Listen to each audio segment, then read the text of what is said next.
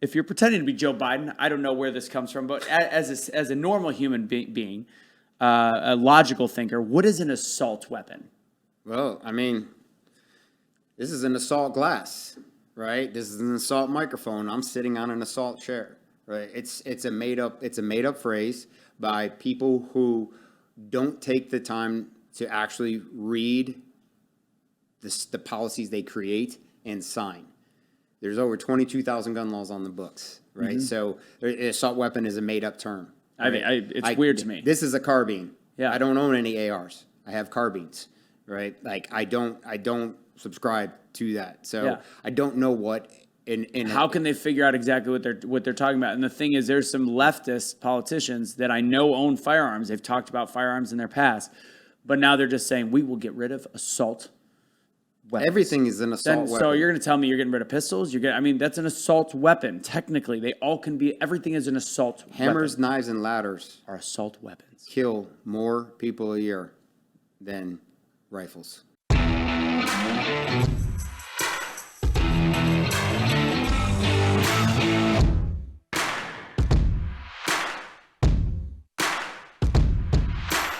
What's going on, everybody? It's Anthony from #BeTheChange. Truth will set you free. And, of course, Blunt Force Discussion right here. The place where we have different conversations every week. This week, I know that I'm going to be a little bit outmatched in my knowledge of guns. You've seen Jara Hutchins on the show. We had conversations about the current state of the Second Amendment.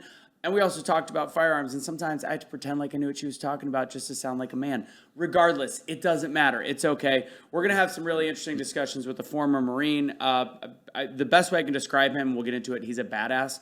But before I introduce him, of course, I got to run through the things that try best to pay for the show. First off, go to patreon.com/bluntforcediscussion if you want to support us. Again, that's patreon.com/bluntforcediscussion.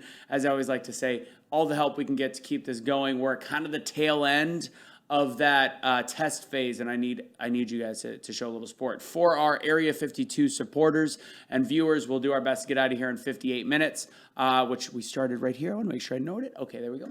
And we will, of course, have more afterwards. Please follow the YouTube channel, which is youtube.com/c/blunt force discussion. Easy to find. And one of our sponsors actually hung out with Tony last night. Actually, not this thing. We're going to Monate.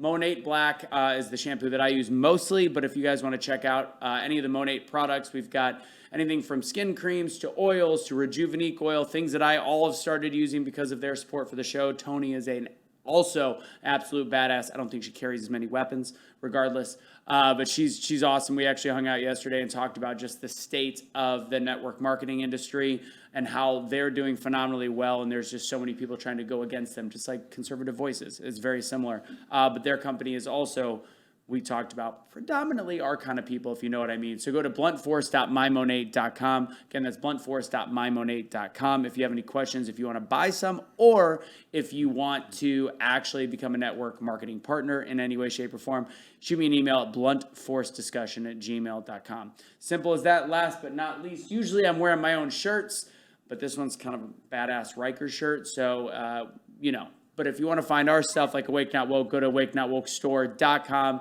and use Awake for 15% off. We've got a new shirt on there. I know you're probably going to like this one. None of us regrets taking it. You know what I mean. You'll see that there. Besides that, we're going to get the show started.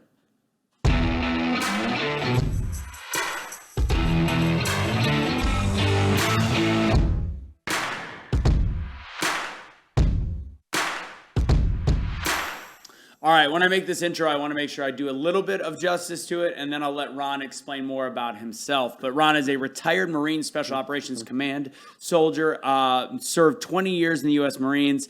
He's done a lot to he created the first Marine Special Operations Communications School, and now what he's doing after his retirement a little over a decade ago, he's the founder of Ryker, which is a gun grip and some of the other technologies to help you be a little bit more safe with a firearm and also more accurate. But without further ado, your bio, it's nice and long. So I want to tell more about yourself, and we're going to talk all about the things of this world and, of course, the firearm that you have in front of you. This is the first time we got a gun in the house. Ron Holmes, ladies and gentlemen, what's going on? Hey, thank you for having me. Thank you for being here. And not the first time. I technically carry in my bag, but not like that bad boy that you got there. Tell us a little bit about yourself, your past, and how you got to say, you know what, I'm gonna start Ryker. So I retired from the Marine Corps in 2010. I had spent almost my whole career in Force Reconnaissance and as a recon communicator, and then we became Marine Special Operations Command and battalions, and I rolled right into that, and then promoted myself out of a job and up into the G6 is where I got to create the first Marine Corps Special Operations Comm School, which is something that we didn't have and we desperately needed. What is it? It's called Marine Network Operators Course. So what it basically does is it takes the field radio operator aspect of your typical, the grunt with a radio kind of thing you would see, the guy with the antennas and everything, and then you would take the data guy, because just the communications and the technology it changes every day. Yeah. And we have guys who are going in, like, you're setting up a complete secure satellite network all off of what you're carrying in your back. Yeah. And we took that and cross-pollinated it. And we did this off of mission statement requirements, of the command and the three different missions that we had under MARSOC at the time. And we looked at our sister special operations community. Forever, JSOC has a communications course called SOROC, and Special Operations Radio So many Operator course. acronyms. Yeah, always. It's always, yeah. So that course is amazing. It's 3 months long, and we didn't want to do the same thing because they do a lot more in that class. They do shooting and driving. We took all that out. This whole focus on this is communications. The goal was to take an E3, a Lance Corporal through a Gunnery Sergeant, E3 through E7, and make them a radio chief in 12 weeks. Gotcha. And what that is they check in the first day, they go through the admin, these are the people, this is the do's and don'ts, these are rules, blah, blah, blah, here's what is expected of you. Break for chow, come back from chow, and these kids are putting in battery request, frequency request, satellite request, equipment request, training area request, and everything. We're teaching them how to be a radio chief from the first day.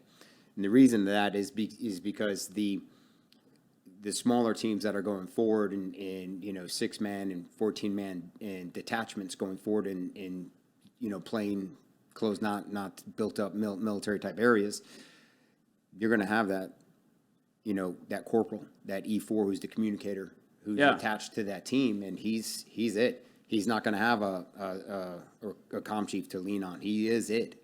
So that was our mission on it. What happens in a mission when the radio guy is taken out? And how often does that happen in battle? I mean, if you look at, I remember when I was in field radio operators course in 1990, right? It's my MOS school out of boot camp. They were like, in Vietnam, the life expectancy of a radio operator was 1.7 seconds. And we were like, okay. That's a heavy, I think we should be doing something to beyond teaching them. us, but to make it better. But the concept is you want to be forward and backward compatible on every aspect. So the prolonged field care with medical stuff, the live tissue training, all of the advanced medical stuff the guys are doing alleviates the stress off of the team doc. Got it. Right. So if the doc goes down, you still have very capable men and women down there doing that, providing that higher level of prolonged field care. Yeah. Same thing with the communications. It's not over just solely on one person. Like, each person has dedicated stuff, and they all have a specific requirement. Even though, like, this guy is primarily a shooter, he does have a 2-week requirement to get him the foundation of the communications background to help him in the event that the con guy somebody goes down. Yeah. Okay. And so I have we had a guy that was on our show for a little bit, Kevin, on our Truth Will Set You Free. He did a lot of communication stuff. I don't think it was necessarily in the field, but talking about our communications, the state of communications in our current military. Are we behind the rest of the world or some of the other world powers in the way that we communicate on the field or in the field? Like, I'm 14 years into retirement. Yeah. And I haven't. From what you know, from the people that you still know involved. I think that, so 2 months ago, I went down and I was actually the guest speaker for the MNOC course that I created 14 years ago. Yeah. And I was telling them a story about lineage of what we put into this course from Marine Reconnaissance Communications that has been handed down since Vietnam, and the ethic. And then I told them that in the beginning, they only wanted our course. They were only going to give us 2 weeks to do this course. And I looked at them, and they just finished a 67-day course. Wow. And I said, could you imagine doing everything you just did in 2 weeks? And they were like, impossible. Yeah. So that, building that foundation to the concept with it was the course has to remain organic. Yeah. So it has to be written in pencil. Yeah. So after each deployment, these communicators have to come back and they're giving their after actions like this worked, this didn't work, changing. And the thing is that we've now, majority of my career, we used Vietnam era equipment. Yeah. Vietnam era tactics on so many things.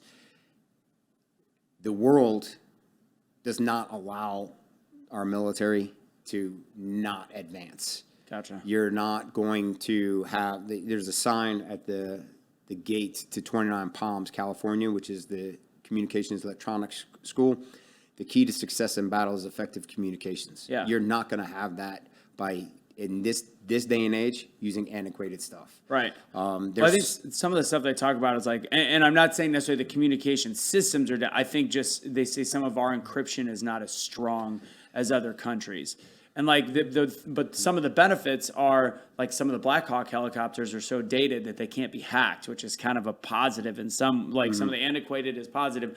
I just hear a bunch of different messaging that not from a communication standpoint, but the security of our communications is not as good as some other parts in the world. Yeah. I don't have a pulse on that. I would like to think that guys are Hopefully really, trying to perfect their craft and continue to remain organic. I will say that I know that even the stuff that I did post-military, like the smartwatches, the heart rate ones and the trackers, can't wear them into the secured areas. Really? Because the Bluetooth is unsecured, and they have proven that it can be hacked and it can geolocate, and so all these other things. So it's not just maybe the equipment that our Marine soldiers, sailors, and airmen are using. It's the stuff that's available to us, our iPhones, your earbuds, your watches, like all these they all things. ping somewhere. It's all ping. It's an all IP address, like a Roomba, right? A Roomba is just as bad as an Alexa. Like it can be hacked. So don't bring a Roomba to the battlefield. Roomba and Alexa don't go on the Connex. Yeah, I can see that. All right, so then you retired in 2010. Before we get into Ryker, in 2014, you battled cancer. What kind of cancer did you I have? had testicular cancer at 42. Gotcha. And I was working as a diplomatic security advisor after I retired. And I was already doing blood work before, after I retired. I was doing blood work pre and post every deployment. I wanted to start tracking it because I also knew I retired at 38, so I wanted to maintain my, my hormone level, wanted to see where I was at. And it was like when I hit 42, my body was like, ride's over, bro. Like my abs disappeared, my eyesight went, and I had cancer. Really? And it was just like, and I went from a natural testosterone level of like 950, and up to 125 in a matter of like 4 months. And they didn't have, was the cause the cancer? So I have low testosterone too. Yeah, that's so why a lot of it was probably the 90 days on, 90 days off, the constant back and forth. My cortisol levels are still messed up, and your adrenal fatigue and all that stuff. That has a lot to do with it. A lot of it has to do with the environment I was in. I was up in northern Iraq. I was up in Kurdistan where Saddam had gassed all the Kurds. So you're getting that chemical. So that stuff still. When you say 90 days on and off, are you talking about workout? Are you talking about a deployment? I was at work 85 to 90 days. I was home like 80 to 85 So days. it was the intense, the up and down. Okay. Yeah. And I was home, and I was getting ready. I had a week left, and I was in the shower. It was Saturday, and found a lump. And I say this to guys, it's just like, if you even think, go get it checked. Yeah. Don't put it off. And I had seen my urologist 2.5 months prior to me finding And they the didn't lump. see anything. Didn't see it. I found it in the shower. Like almost like knees buckled. I almost threw up. Like I knew what it was instantly. Yeah. I had an ultrasound Monday, had results Tuesday, pre-op Wednesday, surgery Thursday.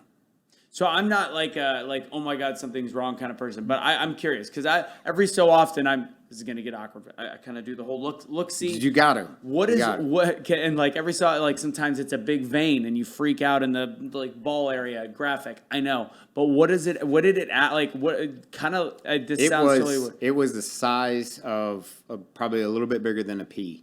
Okay. And when I went to the doc, I was like, "Hey man," I was like, "They're like, hey, it's got to come out," and I'm like, "All right, cool." And I was like, "Can I do it after I go to work?"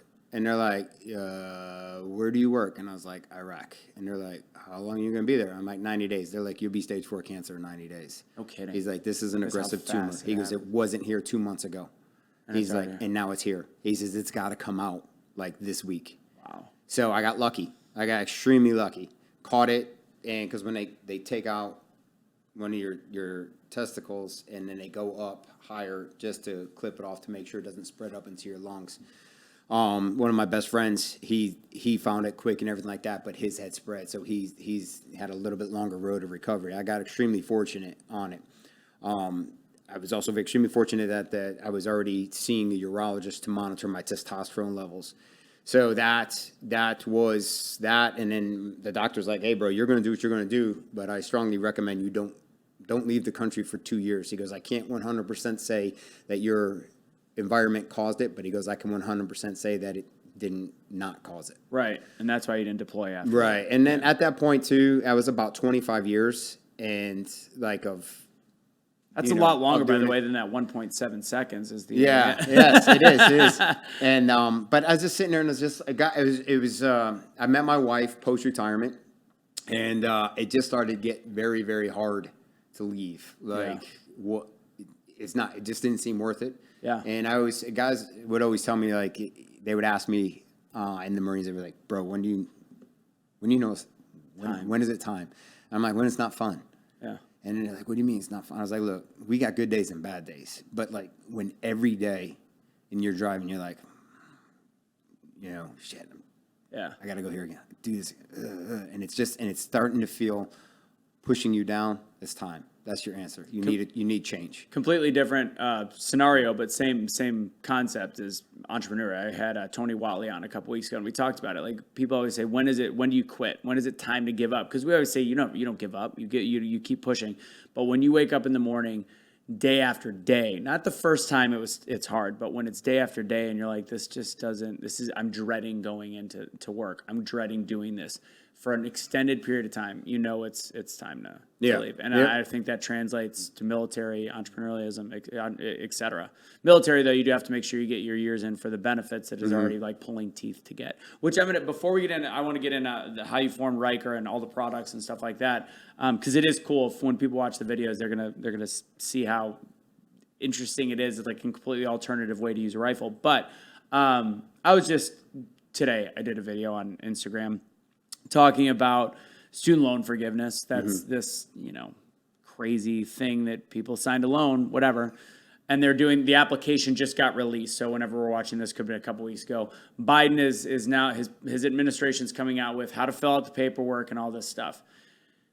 What's your dealings like with the VA? And this correlates, in my opinion. Are they pretty rough? How much time have we got? Yeah. So that'll get into my next question. So what I've always heard is, no matter what you do correct, if you fill out your paperwork for your benefits that you earned, you deserve, no matter what, they spit it back to you the first time, even if it's perfect. Nothing's easy. One of the things that I do when I'm navigating the system, I try to pay it forward and get that information out to other veterans. And I'm involved in a veteran business collective in Wilmington, and it's just veteran-owned companies that all come together. We come together twice a month, and just try to help guys as best I can. My dealings with the VA, it's bittersweet. When it works, it's awesome. To get to that point, It's hard. It's hard. And they have this system called My Healthy Vet. and you have privileges based off of your percentage of, 10, 20, 30, 50, 100%. Yeah. When you have 100%, you have carte blanche. You have access to everything. So my former team doctor I would send an email, blah, blah, blah. I'd like to renew my consult for chiropractic care. And they're like, well, you've already got one in this year. I was like, I understand that. I was like, but I'm not going to take any pills in this works quality of life. And they're like, okay, we'll resubmit it. 3 months goes by. I'm like, hey, I have not, this date you said you were submitting it. Haven't heard anything. Could somebody help me find this out? Because I'm starting to get, my headaches are coming back. The numbness in my feet, my hands is back. I need to get back on track. And they'll come back and they're like, oh, we submitted it. I give it another week. And I'm like, I got nothing. And now now the email is like, it's a different tone. And I'm like, this is ridiculous. And I have to say the same thing almost every time. I'm like, I bet if I was like, you know what? F it. I don't need chiropractic care. Just give me a prescription of some whatever opiate I want. I'd have an endless supply of opiates mailed to my house and no questions asked. All right. I says, because you guys are beholden to big pharma. And I was like, you're not really concerned about caring and treating the root problem and taking care of the veterans. Period. And I got to be a complete dickhead on the email. And then it's a miracle. The next day, the Care Coalition, I get a phone call. Hey, we're calling to schedule your chiropractor appointment. I'm like, wow.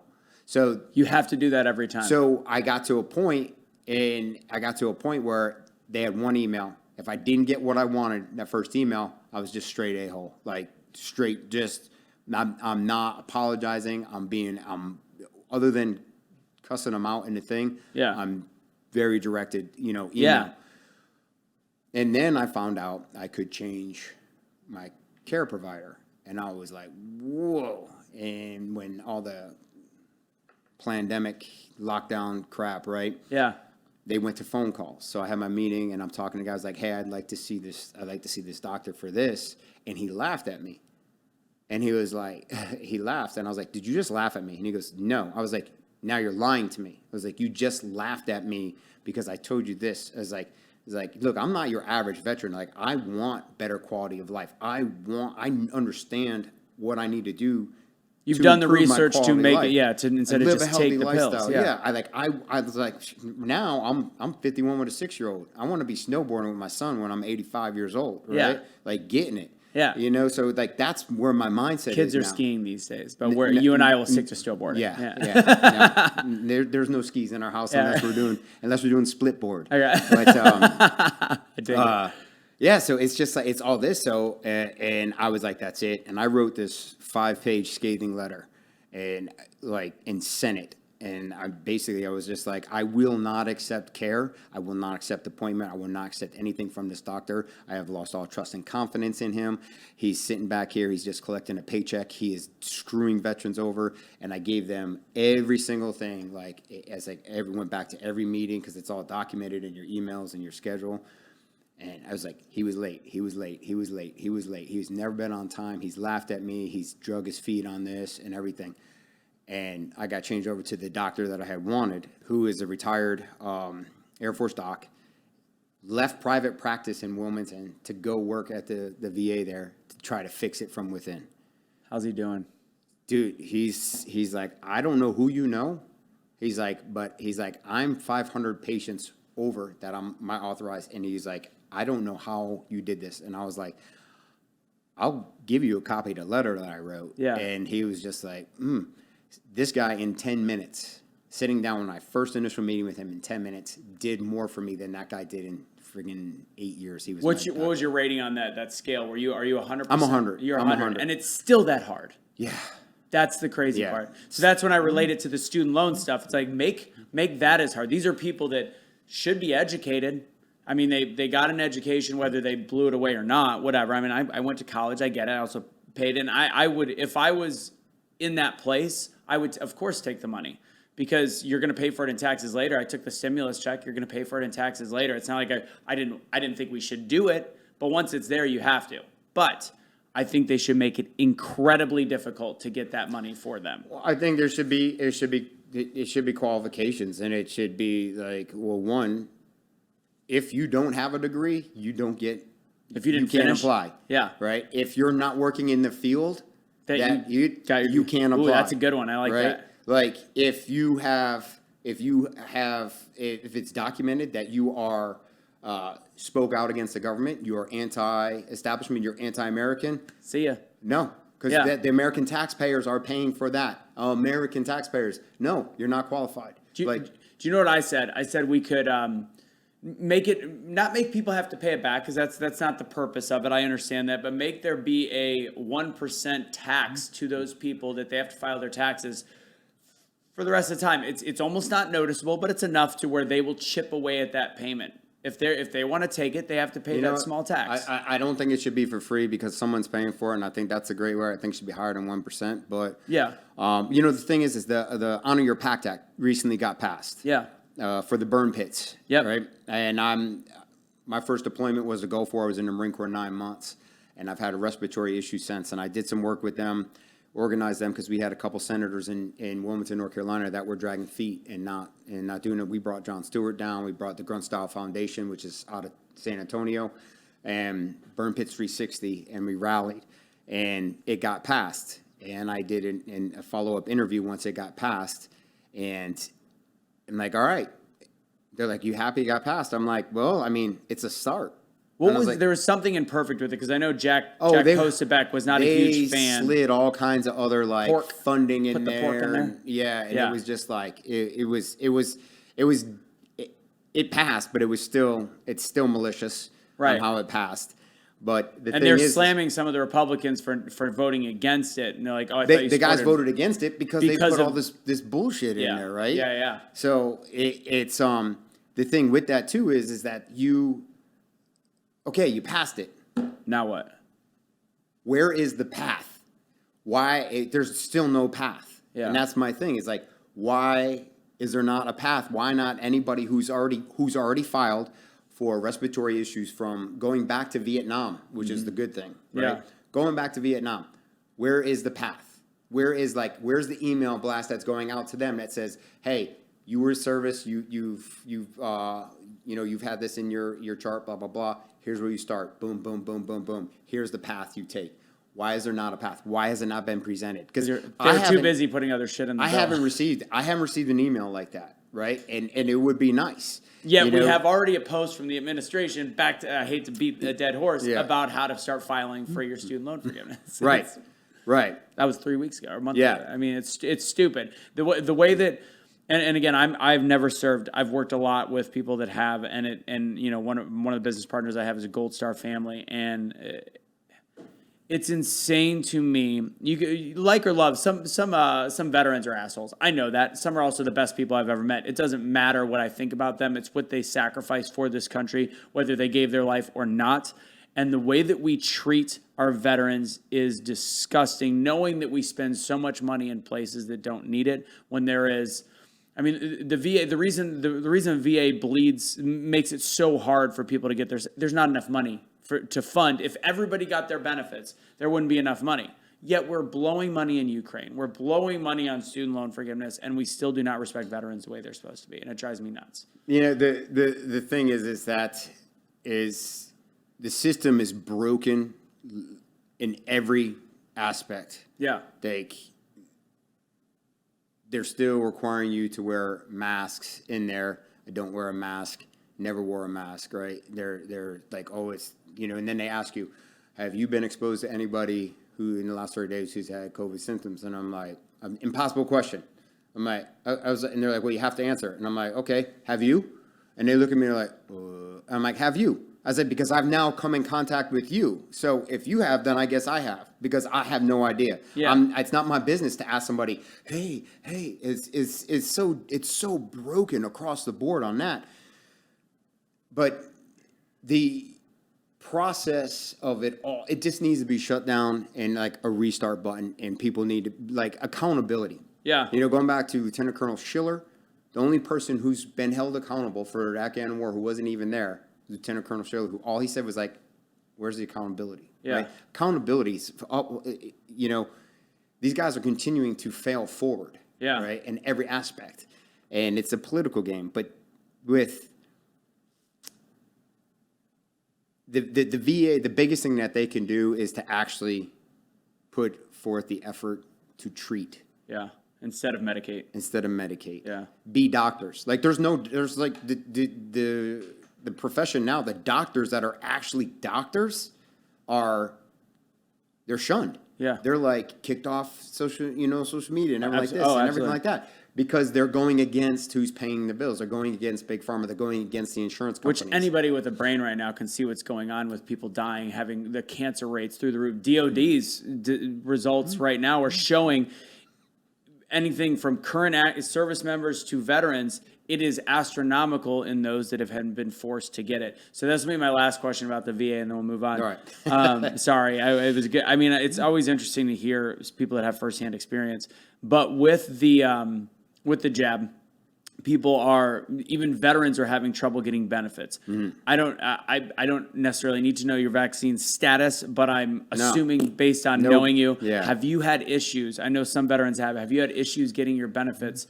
Because have they asked, or is it just certain people I know are getting asked? Why is it? They haven't come after us like that yet. Okay. And it was something my wife and I talked about. I was like, they're probably coming after us, and so no, I haven't seen anything like that. They ask you all the time. They asked me when I had an appointment the other day, and they're like, hey, have you gotten your flu shot? And I was like, I don't do vaccines. Yeah. I was like, I haven't had a flu shot in over 30 years. Yeah. And I was like, and you know what else I don't get? Sick. So, but facts. I Yeah. mean, I've never had a flu shot, natural, and definitely not a vaccine.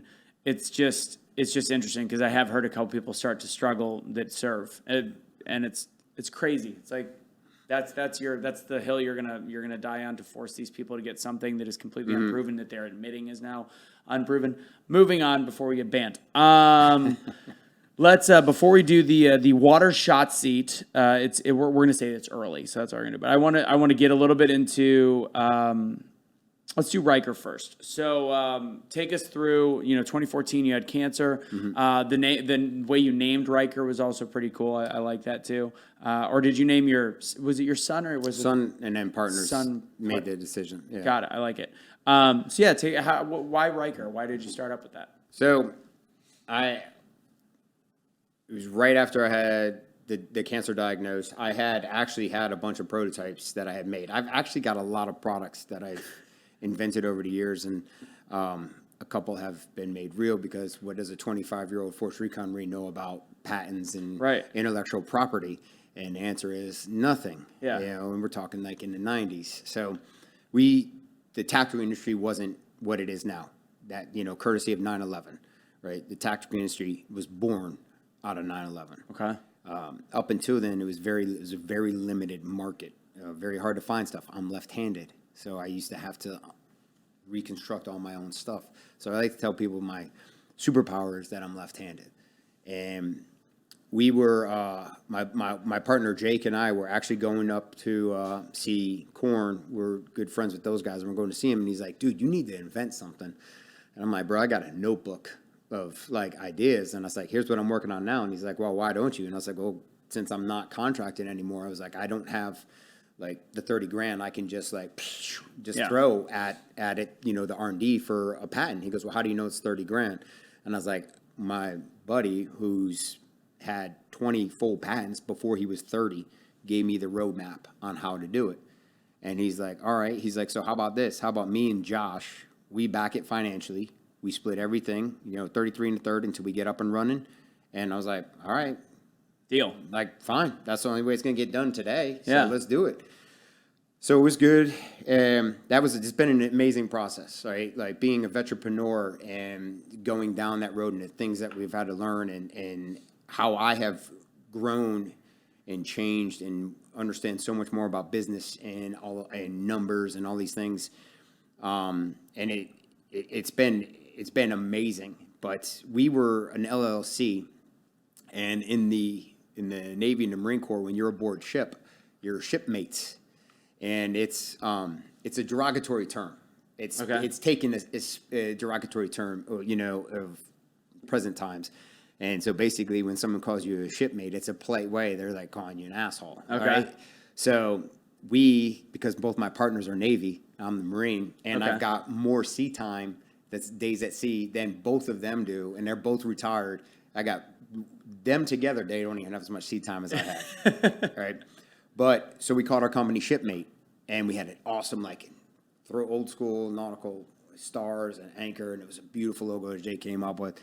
And then when we sat down with some investors, we got approved, we got our patents, our application submitted, and then we started with the engineers, and we started figuring out cost and production and everything like that. So we're like, let's do a venture capitalist round of investing, see what we can do.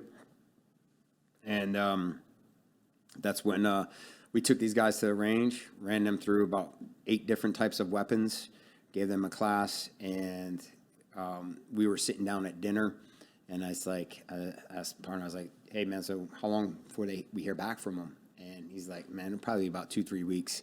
And the phone rang, and he stepped outside and came back. He goes, all right, they made us an offer. They want in. So we're like, oh damn, awesome, right?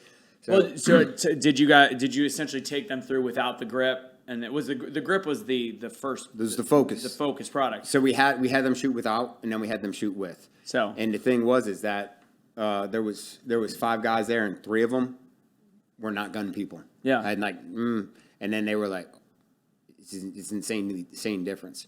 So that was it right there. So when we changed from LLC to C Corp, we had to change names. Yeah. And it was like, at this point, we had all our stuff planned, and we're done. We're like, okay, now we got to go back. We're like, we had to put energy into a new name, and we're like, I was just like, I was. You couldn't do shipmate. I can't remember why. There was a reason. Yeah, there might have been another C Corp. There was there's a legal something in there, and again, this is why my partners are awesome. They're MBA guys. They're businessmen. Yeah, I am the business light man of the team. You're the inventor, man. Yeah, come on. Yeah. So, but my son had been born, and the thing is like, I beat the recon curse, which is clearly you got your testosterone back up. By the way, I mean, that took 8. In our course of things, my son would have actually been our second, but after my surgery, it took over 18 months to get my body back. Wow. To where I was producing live swimmers. So not only did I make a man cub, I made a man cub on one nut. Yeah. So like, there you go. You make it happen with what you have. I shouldn't say I. Well, it was a team wife effort. And I. Yes, yes. You referred to her as a rock star, so I'm I could only assume.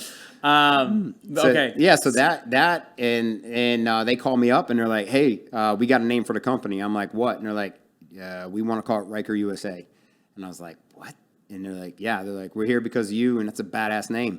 So, and I was like, let me check with Trey. And so I said, babe, and I was like, what do you think? She's like, what?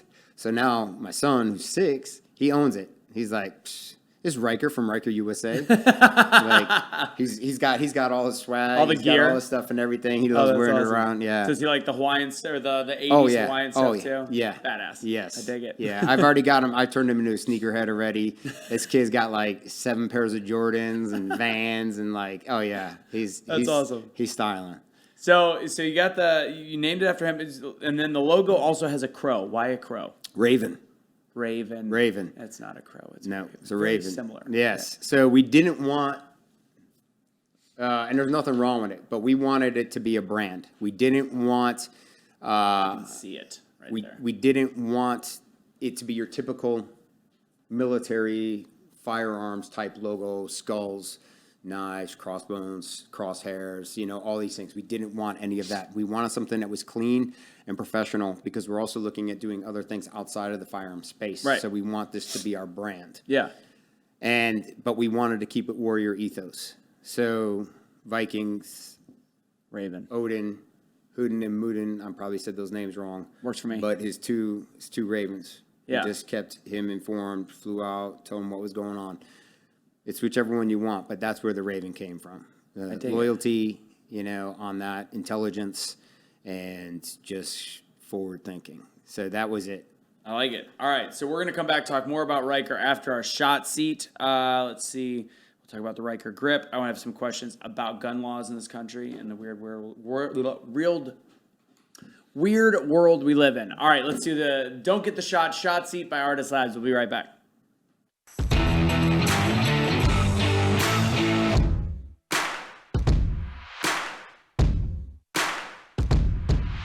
gas. I could go on about the VA, like. I'm sure you can. Every veteran I talk to, I don't know if I think I have one other veteran that I know that is a 100% or 100 pay, and he deals with the same crap. He just got his daughter taken care of. Daughter. I'm a terrible friend. Anyways, just got born, had a lot of complications, and it was hundreds of thousands of dollars, and the VA took forever to cover it. And they finally had to fight. And anybody that had less fight, they'd have just been in debt the rest of their life. Yeah. I'm going to do the Don't Get the Shot shot seat from Artist Labs. Let's see what I got. I want to actually do one very specific thing because, here it is. Doc's Viral Defense. So if you haven't heard me talk about all these products, you've seen Brian Artis on the show. He's also the reason why we were banned for a week and why our reach is not as good, because I did a 13-minute video with him talking about all of his products and specifically how to flush the jibbity jab from the system. So you'll have to find that on the Rumble page. The link is always in the show comments. But I had a friend this last week that had the coof, and by the way, she was twice vaccinated. But anyways, I digress. She's now had it 3 times. Good friend of mine, and I'm not going to out names, but regardless, she didn't feel great. She took a little bit of vitamin C, and I had her overdose on Doc's Viral Defense. These statements are not approved by the FDA in any way, shape, or form, but the next day, she was just fine. I'll leave it there. Anyways, go to thedrartistshow.com to check out all the products. You've got anything from Cardio Pro to I take the Prostate Pro so that I don't pee at 7 in the morning every morning when I wake up. So go to thedrartistshow.com, use BFD at checkout for 10% off. There's also some sales going on right now. So again, BFD at checkout. Now, this is the way this works.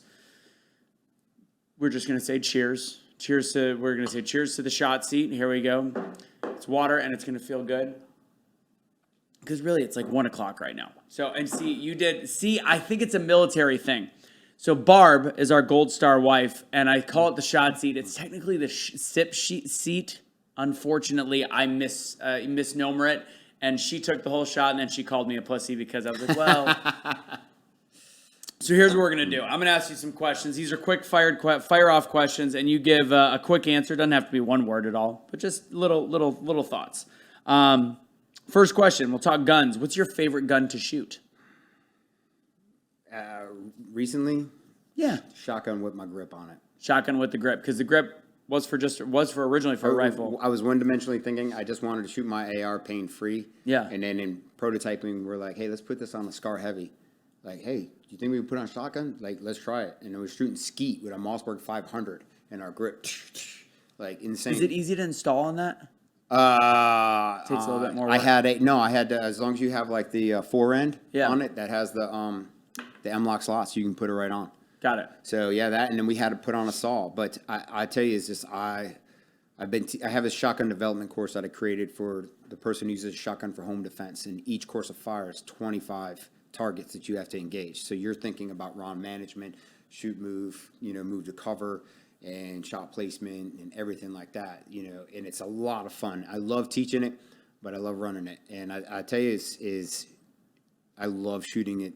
A shotgun is my kind of favorite right now. For tournament purposes, do you think it'll be outlawed? No, it's allowed. Mm-hmm. Is it do you think it could give it's an advantage, obviously. We've got our first 3 sponsored shooters. One, the Texas girl, we'll Alpha Addy. Pictures, yeah. Yeah, and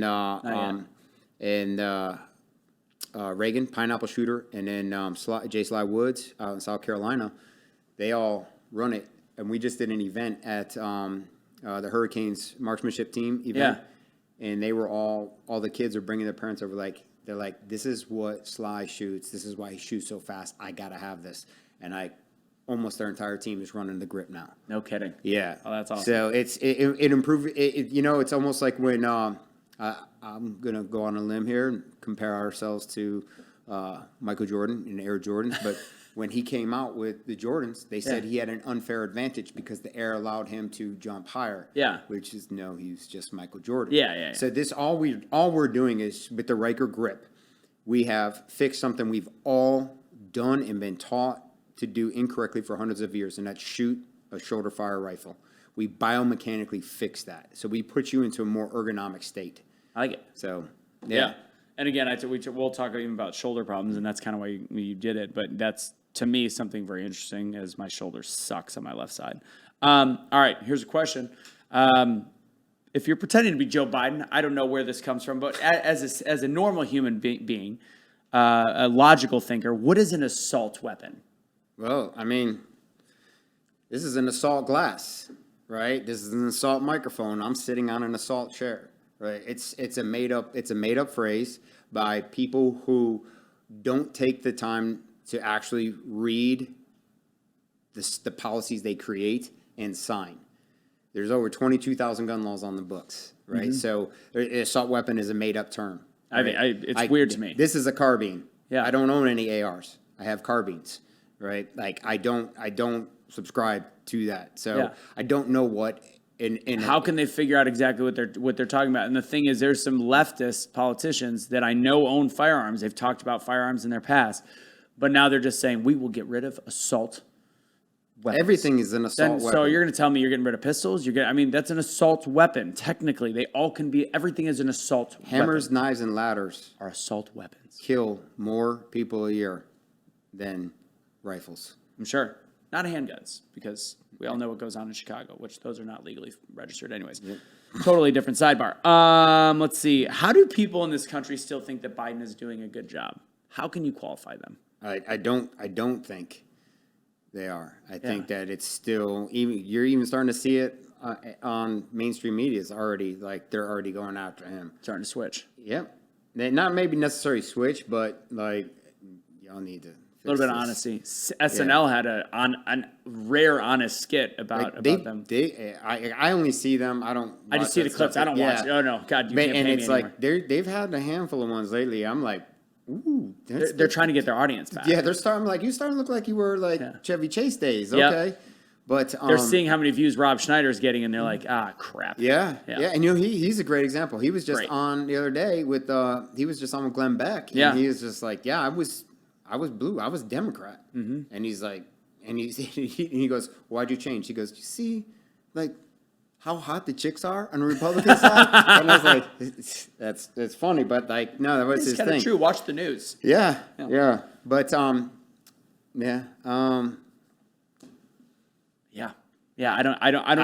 don't know how at this point, I get for the first few months, you could qualify it at this point, especially seeing just some of the gaffes that he does where he doesn't know where he is. You take his failed policies, you take the administration issues, and then you take his inability, like eating ice cream a couple days ago or a couple weeks ago, if you're watching it, eating ice cream, talking about gas prices and saying our economy's strong as hell. I've got people who have traveled all over the world recently, and I could tell you that Italy, UK, all of them are much stronger economically. They're not worried about a recession. They're on the uptick while we're on the downtick, and I think that's a very scary thought. Yeah, I think that they need to stop putting the camera on him, and I think I don't know what the plan is of them, but Rogan said it. And he's just like it's actually sad. Yeah, and the thing is that the just absolutely horrible way we left Afghanistan. And no apologies, no nothing, checking his watch while he was there where they were receiving the bodies of the dead Marines. No ownership at it. No, nothing at all. Looking at his watch like, okay, it's time to go. All right. Well, one, why is the president wearing a watch? He doesn't need a watch, right? But it's like all these things. It's just we aren't taken serious. We're not respected. I mean, he asked Saudi to like reduce oil production. They're like, no. And they're up. No. Yeah.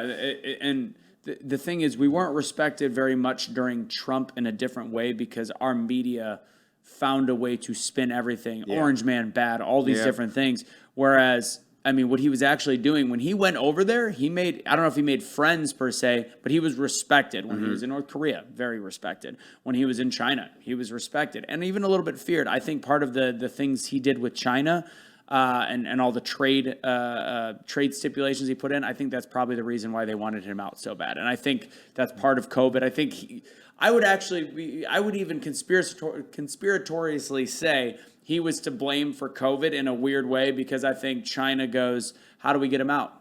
Create a pandemic. Fair point. But I still wouldn't change anything that he did. No. Yeah. Well, he he would have handled Afghanistan different. 10 times. And it's just like listen to like a lot of these guys like Sean Ryan podcast and everything. These guys they're bringing on the dudes. They're just like, why did this happen this way? What were we doing for the last 20 years to just quit and not even leave a presence there? Awful. And give like Bagram it was a massive, we developed that thing into an insane like city. Yeah. And to walk away from it, It's being run, and it's being run by ISIS at this point, from what I understand. yeah, crashing all the Blackhawks. Yeah. And, yeah. So I don't know. Yeah. It's just it's sad. sad.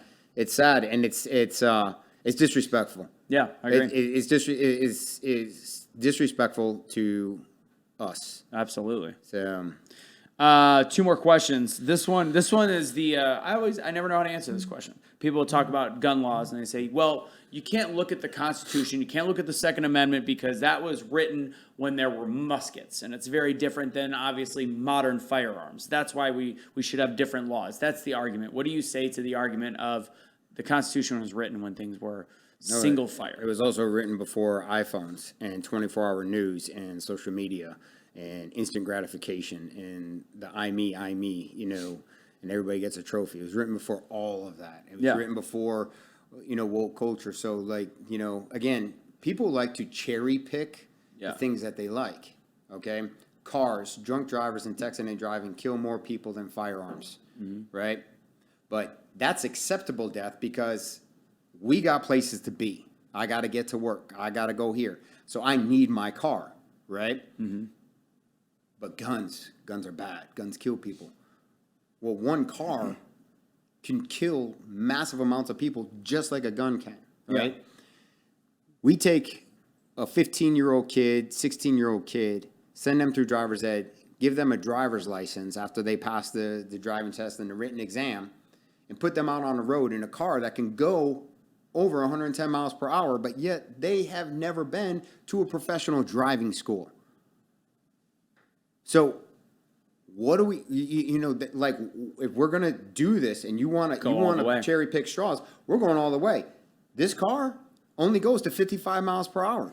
It goes to the maximum speed limit that's in the vicinity that you live in. Like, that's it. That's it. So if you're going to control guns. And if you go over that, oh, you lose your car. Yeah. Oh, guess what? If you go over that, it's like $10,000 fine.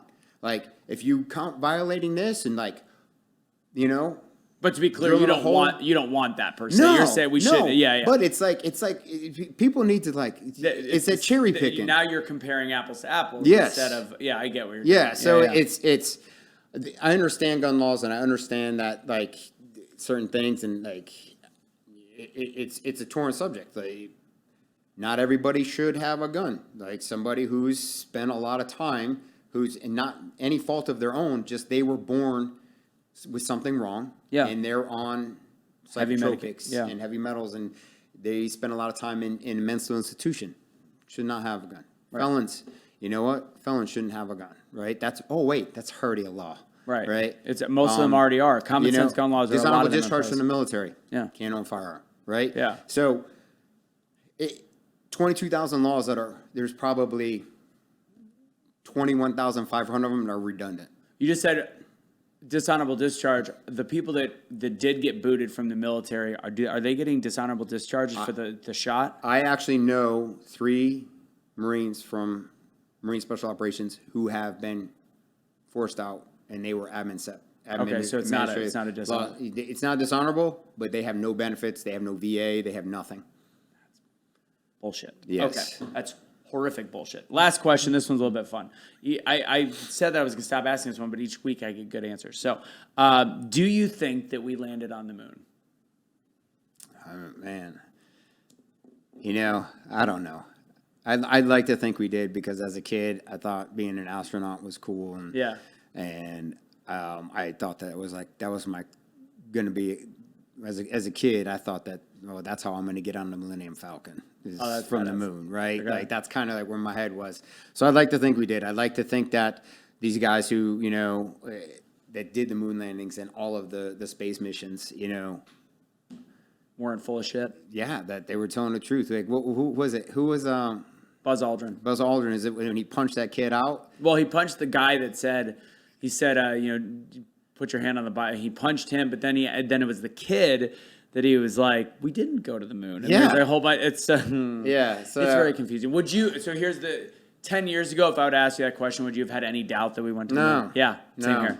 But again, it's just more, it's like, so what kind of propaganda has like been trickled into my head? And there was a big reason for it then. We had to show that we were stronger than the Russians. There was a whole political purpose. Yeah. I honestly now, like that's just one of the things, like, I don't got time for that. Yeah, Like, exactly. Because I honestly don't want to be disappointed. Yes. To be honest. Yeah. We'll leave it there. Yeah. That is the end of the Don't Get the Shot Shotzi by Dr. Artis Labs. We'll be right back.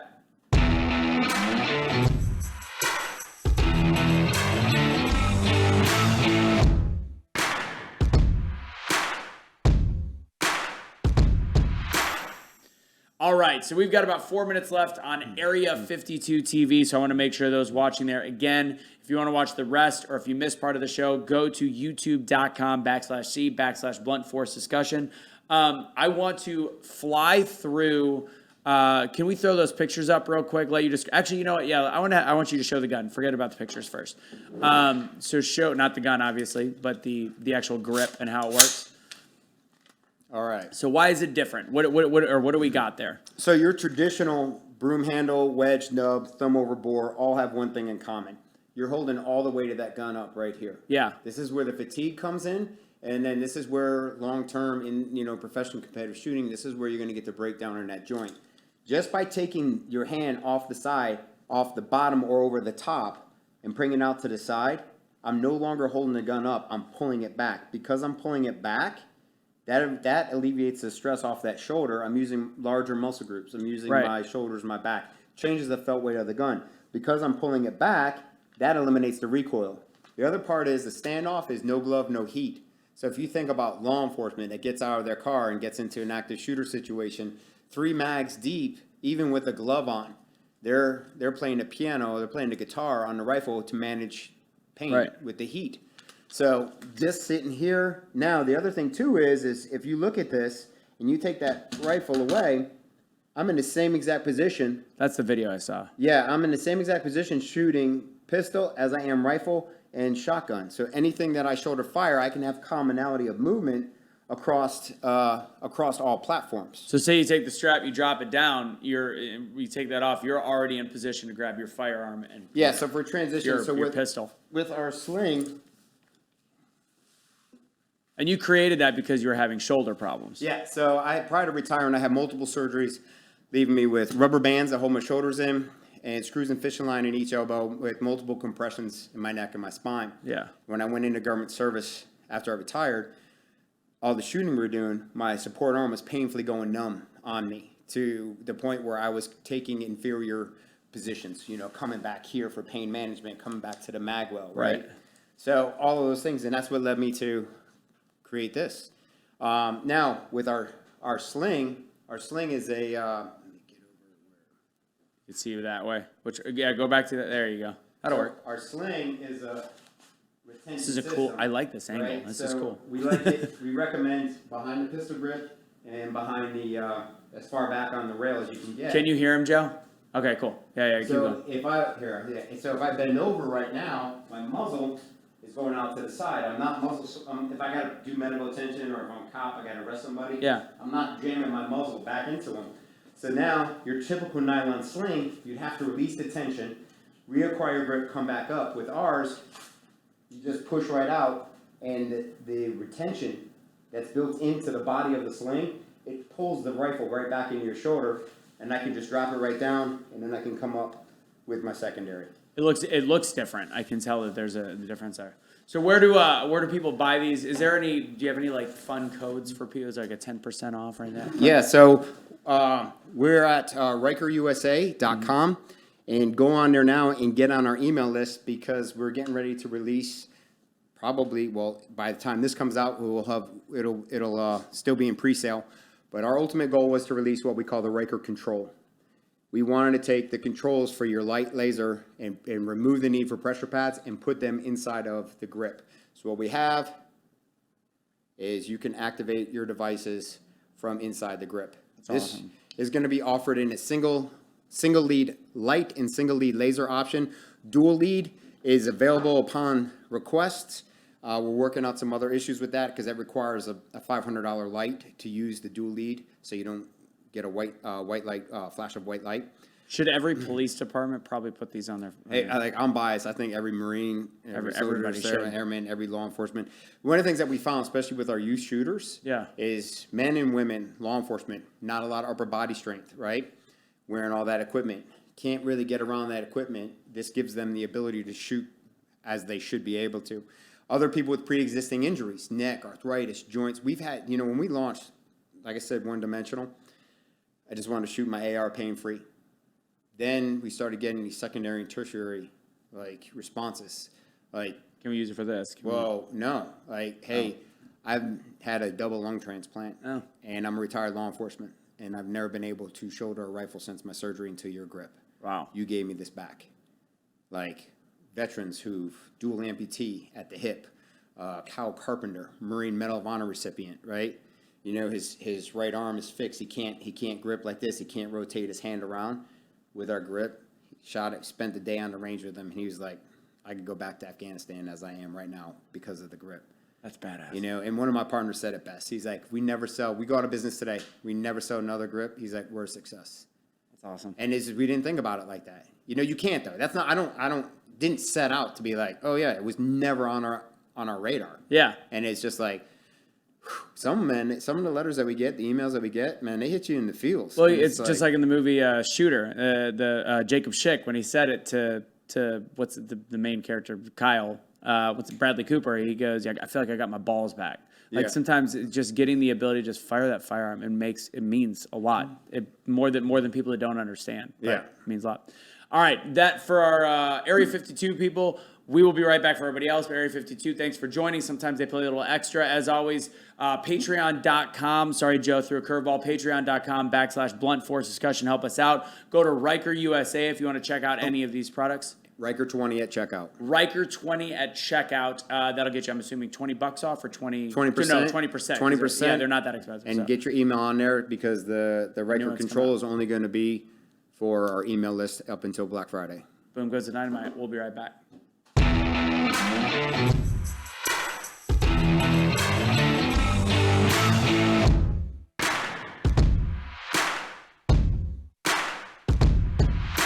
So as I'm looking at it, and welcome back to everybody, we got about 15, 20 minutes of bonus time. When I'm looking at it, so I see the purpose. My one question is, people like to be sleek.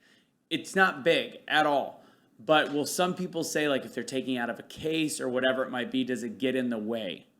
You saw me take it out of my case. So it was fully in the case. You didn't have to put it on. It was already set like that. Yeah. Okay. Because just in my head, I'm thinking people have got. We've had people oh, it's gonna get caught. It's gonna get caught. Well, if your hand is on it, how's it gonna get caught? It's not gonna get caught any more than something getting caught between the light and the laser, right? And any more than getting caught on your optic. Yeah. Or on all the other your nods and everything else that the guys are wearing.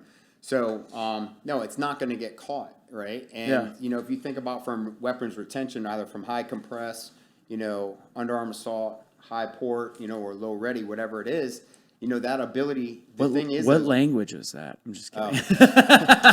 What you get too is your drive stop. Your drive stop transitioning from target to target is we actually have a 96 round course of fire that we created in our prototyping. I'm out there with a bunch of guys, and now I'm obviously biased, so I'm there's some things I can't say. I have to wait till they're said. Yeah. And we were out there shooting a lot of rounds one day, and somebody was just like, "Hey, I feel faster," and then everybody's like, "Dude, I do too." And we're like, "Let's put up some first targets," and we started noticing doing the eye test, and groups are tighter.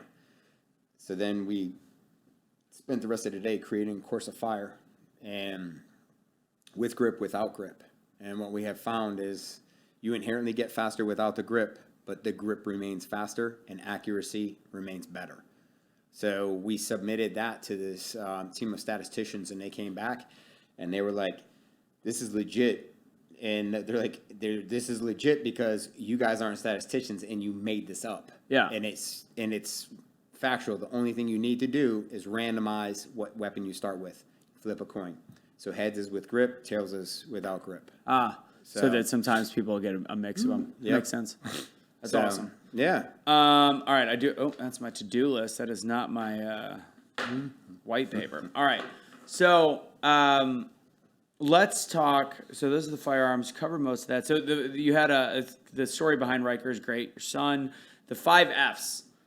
You talked about the 5 Fs are faith, family, fitness, fighting, firearms, and a bow. A bow, like a bow and arrow. Okay, so how did you come up with that?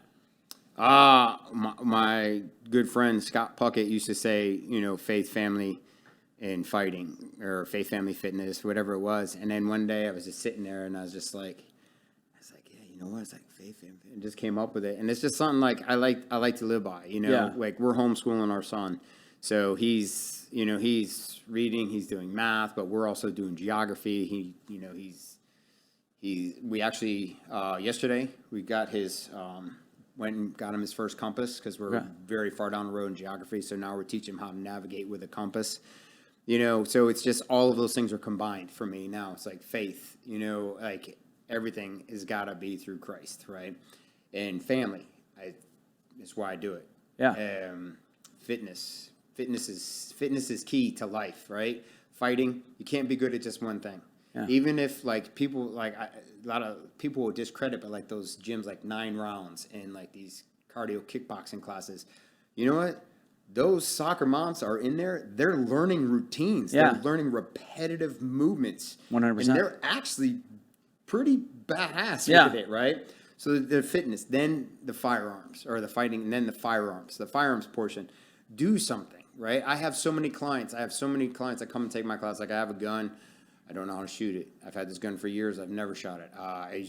Or when I go and shoot, I just like, bah, bah, bah, bah, bah. Yeah. So I started blasting, right? And I completely fix all of that, And then a bow. I've only been shooting a bow almost a year and a half. I hit 7,000 shots 2 days ago. Okay. 7,007 shots. And I'm counting every shot to get to 10,000. And I'm still going to count after that, but my goal is 10,000 by February 9th. So that'll be over a year and a half. And, but I'm super pumped about it. But the bow, I heard there's a different level of therapy with bow and arrow. I can do it. I do it on the side of my house. So I don't have to drive to a range and set up targets and everything. I just go out there and shoot. So I started shooting, and then my wife wanted to try. She couldn't pull my bow back, and she's super competitive, and she got pissed. So we went and got her own bow, and then we had Ryker little recurve, and then I told him, I was like, hey, when you're strong enough, you'll get your compound bow for your birthday. Yeah. We were also waiting, because my whole family's southpaws, so we're also waiting for a kid's left-handed bow to come in, which is hard to find. Yeah, my bow shop, it was like over 5 months we waited for the left-handed bow. Jeez. We go down a couple weeks for last month he just turned 6. Early September he pulled it right back and just like drilled it at 20 yards, and he was like, yeah. So it's something that we can all do together. I've never hunted animals before, and ever with even a firearm? No. Just okay. That's interesting. And I just started last year. Okay. And I went hunting 3 times. I mean, it was successful because I learned. But I didn't get anything. I mean, I don't want to brag. I went for the first time last year, got 2 hogs and a deer. I'm in Texas. So where were you hunting? Eastern North Carolina. Is it harder to find it out there? No, or are you just not as good of a shot as me? Well, right now I'm gonna stick with a bow. Oh, well, I'm just gonna hunt with a bow. But we didn't get anything. I was 1 deer twice times for turkey. Well, my brother-in-law and I are going out. At the end of the month, we're going out for 4 days right when rut starts out at his property. Yeah. So it's something, I've never been a hunter. My girlfriend's family, they have land, and there is something to it. I'm a big animal lover, so it is a little bit hard. But fact is, I know I'm still eating the deer meat, so I think there's a purpose behind it, The way the world is now, Mm-hmm. I never had a need to do it before, but now I do. Yeah. And it's just one of the things that now it's also cool because it's something I can do with my son and my brother-in-law and my nephew. And my nephew and my son are 3 months apart. Yeah. So like this is something that we're all going to be able to do and grow and do everything and learn and hand things down. And I fell in love with the bow. It's therapeutic. It's fun. But like I was a ski instructor in the Marine Corps and Arctic reconnaissance and stuff that I did when I was stationed in Alaska. And I got bored of skiing one day, and I was just like, I was out at actually a communication school in Tornado Palms, right around the corner from Big Bear. And I brought my skis, and I skied one day, and I was just like, I'm done. I went and rented a board, and I taught myself to snowboard. And so it's the same thing. I had my bow mentor gave me my first bow, and gave me a couple lessons, and then like I've done this and sat down with other people and everything like that. So it just all brings it in together. For me, it's things that I like. Faith, family, fitness, fighting, firearms, and a bow. Now I feel like I gotta get a bow because I can shoot that at her house. She's got 10 acres. We can't. Too many horses can't do the firearms. So, I have the thing from the Blaze where you can actually test they advertise it where you can test your firearm. Like you put a laser bullet in there. It's kind of what's it called? Laser bore sight. It's like it's like that. There's a certain company that does it. I haven't tried it out. Mantis X also makes. Mantis is one, and then it's the competitor to that I have. I can't think of it. Yeah, I'm a Mantis guy. Okay. Their Blackbeard X, which they just came out with, which is it's ridiculous. It's for the AR, and you take your bolt out, you put the bolt in, which is the charge, and you can adjust the bolt, and you put the magazine in, and it shoots a laser blast out there. But it also allows you the ability to shoot and move and transition, and it records the data on the app. No kidding. Yes. Oh, that's pretty badass. Yeah. Let's flip through the photos, and then I'm going to end with like a couple questions about background checks and stuff like that. So let's go ahead and I'll have you explain what we're looking at in these photos. So we did, I want the Ryker grip to transcend the firearms industry. If you're putting a rifle in your shoulder, I think that you should at least give the Ryker grip a try. This was an event we got invited to attend. It was a Call of Duty character event at Airsoft at SNS Airsoft in Georgia, just northeast of Atlanta. And it was a great day. And I got to introduce Alex Zedra to the grip, and then Jade Struck, who's up on target right there. She's right down the road from us. She's like our little sister, but we've been working a lot with that, and she's absolutely adapted to the Ryker method. So right here, we had some time. Me and a couple of the other guys from the recon background who were there, we sat down and we were giving classes on CQB fundamentals and everything like that. So right there, you can just see a basic two-person stack. Both of them, two different weapons. One's an AR platform, and the other one's an MP7. I think it's crazy. It just looks more comfortable. I mean, plain and simple. All right, next shot. That's just me blasting, teaching a class, doing some lateral shooting, far to near. And one of the things that you will recognize with the upper body mobility, that your ability going over support side, you can actually completely reach around behind you, shoot behind you accurately while you're walking completely away from the target.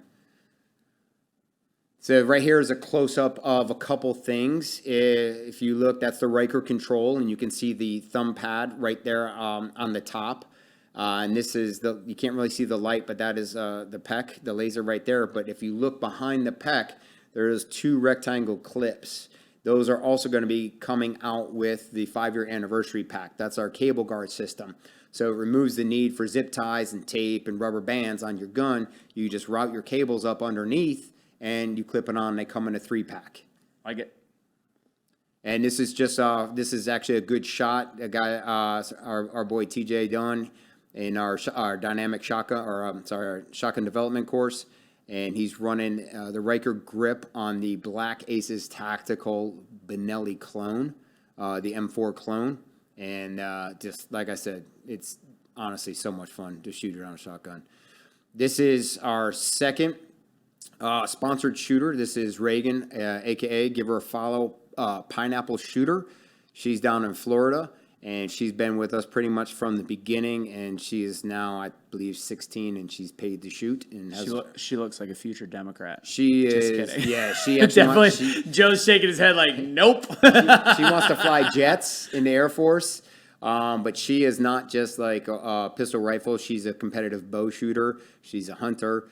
She's got a really great family. I love her parents, and I'm just happy that the relationship that we've had and been able to grow with her and her family. Okay. This is our first sponsored shooter, and you guys can see, looking at the forward part of the rifle, this is Alpha Addy. So it's Addy and Tristan on Instagram. Give them a follow. They're in San Antonio, Texas, and they're phenomenal. This, like, the family, again, the family that's dedicating and investing into the future, right? These last two pictures, this is the future of firearms. And this is our newest youth shooter, 14-year-old Jay Sly Woods on Instagram. He's part of the Hurricanes marksmanship team right up in Greenville, South Carolina.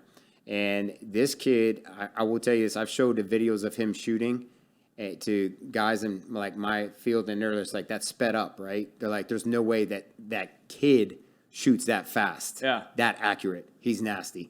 That's awesome. Yeah. This is just, we were doing an event up in Concord, North Carolina. We were doing some UTM stuff, and I was just giving a demo for the grip, but also talking about, CQB, basic CQB 101, stuff like that. That's awesome. All right, and I noticed all the Hawaiian stuff. So last couple questions before we wrap it up. We'll wrap it up pretty quick, though. What made you go with all the 80s Hawaiian look? We talked about the designer, but why did you do it? What made it? We've got a bunch of logos. This is our newest one we came up with, and like I do front and I do back too. Yeah. So you can see me coming and going. But our other one is the traditional R in the Raven, and we've got about 5 different logos. We try to come up with one every few months, or like every 8 months to a year. And one of the things as we're doing this and navigating it, one of the hardest things in the firearm space is we can't do paid advertising. No, you can't. Yeah, and now actually last week Instagram just came on out and changed their policies, and you can now. You can now. So we're gonna tiptoe around it. We're gonna try a little. That's a weird time for them to do it. Yeah, right before Black Friday. Wow. Okay, I was gonna say right before Black Friday. I was gonna say weird time with all the contention in this country. Instagram's also losing to TikTok, so they have to do something. They're loosening up the reins a little bit. So the advertising and the marketing. So I probably do about 15 vendor shows, higher end vendor shows a year. I'm on the road a lot. I'm teaching. I'm doing demos at departments. It's pretty much all East Coast bound because it's easier for me to maneuver that way. Yeah. But as I'm doing these shows, one of the things I started looking at is like we would wear our T-shirt and everything. One of the things is that we just always wanted like brighter colors and stuff because we wanted to stand out. Choice. And then I started just seeing like everybody in the industry had a red and black logo, and everybody was wearing black T-shirt, black polo. And you go to SHOT Show, what do you get? You visit a booth, like, here, take a shirt. It's a black T-shirt. Black and white. Black and red. When I retired, I'm looking in my closet one day, and I'm just like, it's just black and green. I was like, I need some color in my life. And I've just went completely back to 1985. Oh, it's awesome. And my wife's like, you're never going to grow up. I'm like, I'm not. I'm not. But I started thinking about it, and it's just like, and then Retro Rifle came out, and my boy Kevin with Savage Tacticians, right in Wilmington, I wear his stuff, and they're really cool looking shirts, but they've got guns and stuff in them. So I just take them and I brand them, and I wear contrasting patterns. I'm having fun with it. But the thing is in a sea of black T-shirts, I'm going to stand out. You are going to stand out 100%. On top of the product standing out as well. Yeah. Let's see if we can group the two. I don't know. We'll see.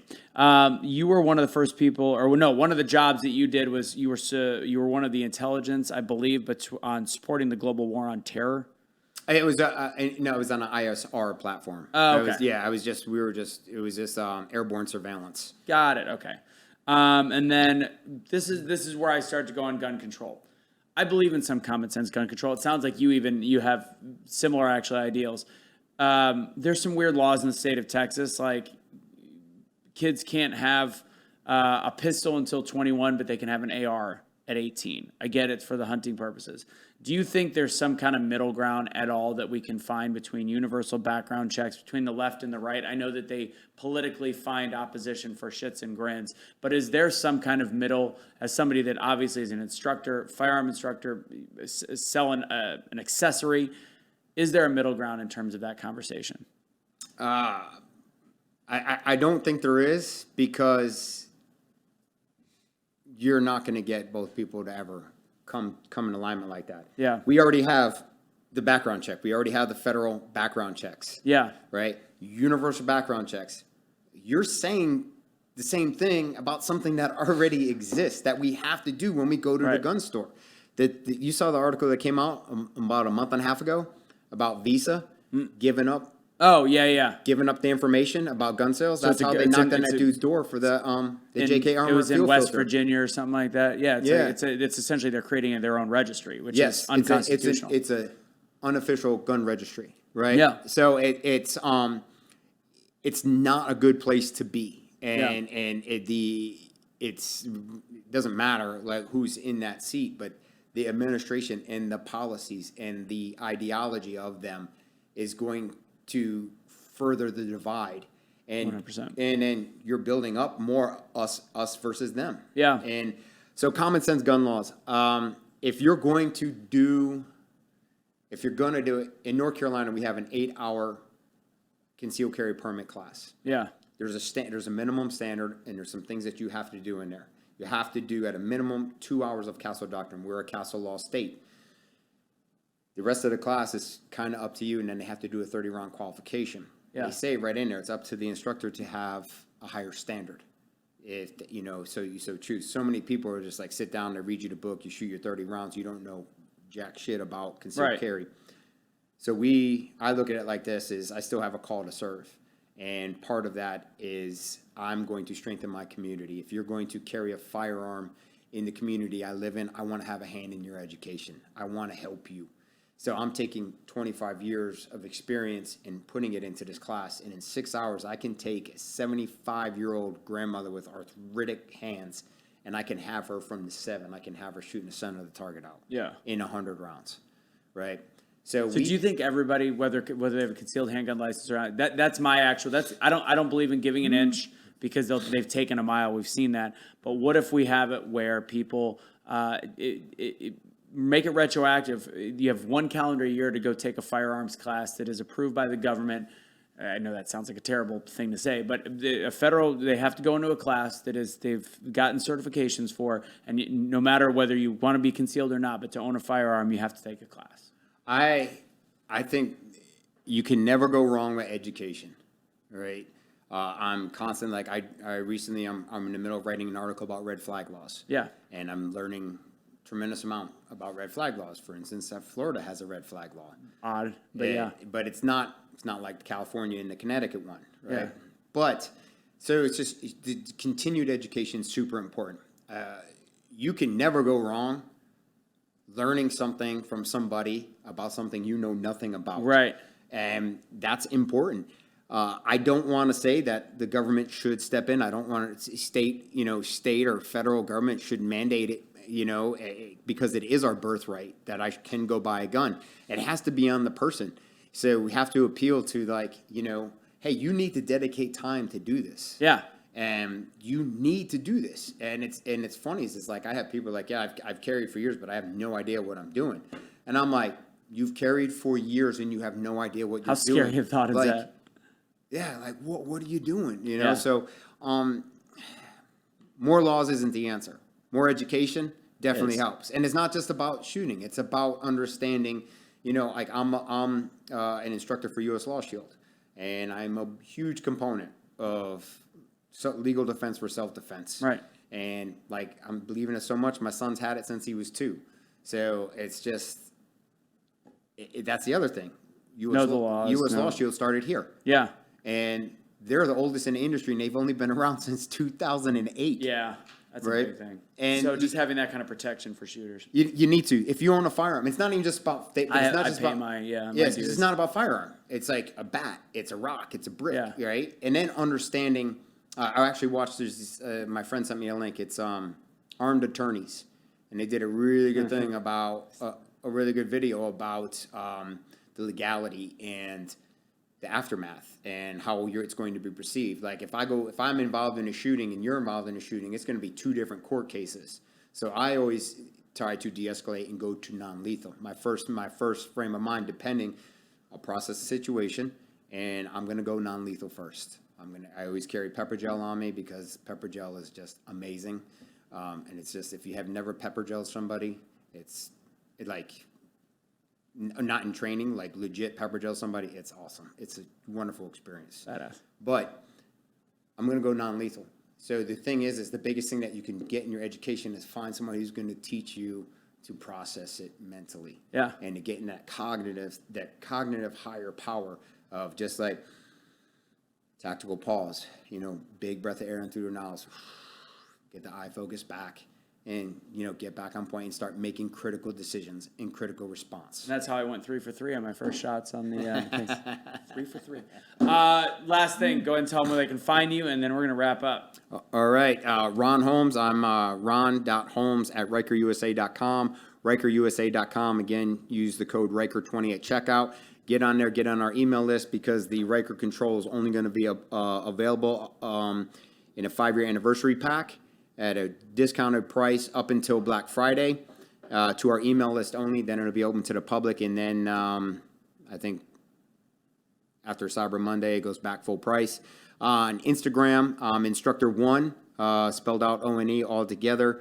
And that's my call sign I got after I lost a nut. Yeah. So, yeah. That's good. And you don't pick your call sign. And then, or RykerUSA on Instagram, and YouTube is RykerUSA. But give us a follow. And again, we're in Eastern North Carolina. We do a lot of vendor shows.